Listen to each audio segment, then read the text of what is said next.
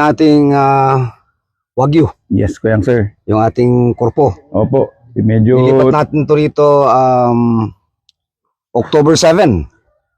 So magna 9 months na. magna 9 months na. At marami na pong nanganak, Kuyang. At nung inilipat namin to rito, payat na payat to. Oo. So ngayon makikita nyo, Joey, kung ma-focus mo yan, no? Yan, bull yan, no? Ito, bull natin. Ito yung original na bull. Oh, payat na payat ito. Oo. Yan. Payat na payat yan. Oo. Mayroong video yan na ano. Ngayon makikita nyo kung gaano kalaki.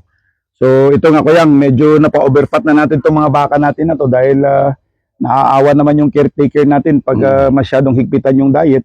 Pero very minimal ito. Ang concentrate nito, Kuyang, mga nasa 1 kilo na lang. At ang pagkain nito siguro nasa mga 20 kilos pa rin yung raw feeds natin. What makes this herd unique, mga kaibigan, is the fact that they have acclimatized to the hot climate of Pulumulok. Mainit dito.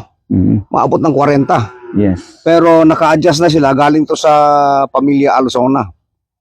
Namatay kasi yung tatay nila. So napilitan yung mga bata na i-dispose yung Wagyu dahil hindi nila maalagaan. Hindi kasi So, ito yung core business nila, Kuyang. Mas magaling sila poultry. sa manok.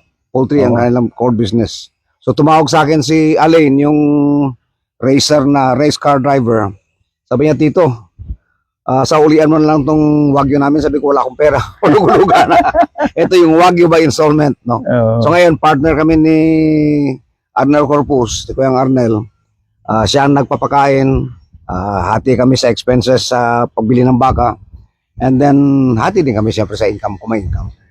So, we're just proving to you that Wagyu could be grown and raised in the hot climate of the Philippines. Yes. And this gives us a great potential for Wagyu farming. Wagyu farming. Opo.